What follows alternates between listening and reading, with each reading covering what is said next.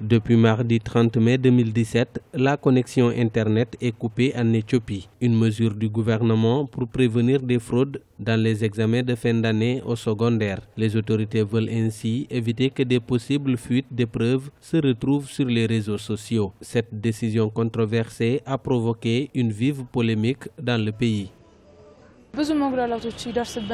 S'il y a des fuites d'épreuves, nous allons en souffrir. Cela peut entraîner un report des examens et un retard des résultats. Le fait de bloquer l'Internet n'est pas une mauvaise chose pour les élèves, même si cela affecte les autres citoyens. J'ai consacré beaucoup de ressources financières à l'ouverture de ce magasin. Je ne peux arrêter cette activité brusquement et passer à autre chose. Autrement, nous devons payer un service que nous n'avons pas utilisé et ce n'est pas juste.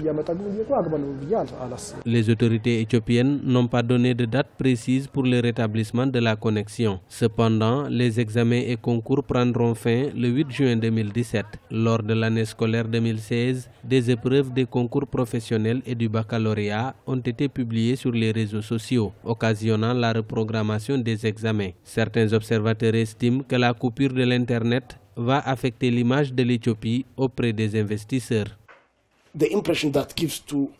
Cette habitude de couper l'Internet donne une mauvaise impression aux investisseurs, notamment étrangers. Addis Abeba doit être un hub pour les hommes d'affaires. Sinon, les gens vont s'orienter vers d'autres centres plus dynamiques comme Nairobi au Kenya ou encore le Caire en Égypte, où la connexion Internet est plus fiable qu'en Éthiopie.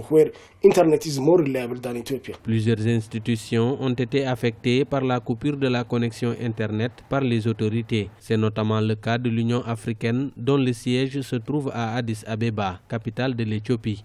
Cependant, le gouvernement précise que certains services, comme les banques et les compagnies aériennes, n'ont pas été déconnectés. Pour rappel, le gouvernement avait coupé l'Internet en 2015 et 2016 lors des contestations des Oromo.